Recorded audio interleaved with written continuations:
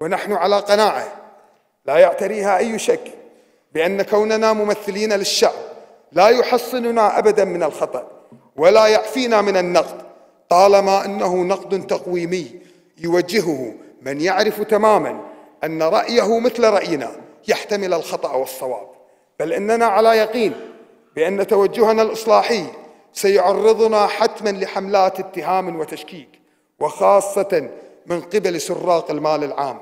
وأدواتهم السياسية والإعلامية، فالمصلح بعين المفسد مفسد، وشرف ما بعده شرف أن يكون مجلس الأمة هو رأس الحربة في معركة الشعب ضد الفساد والمفسدين.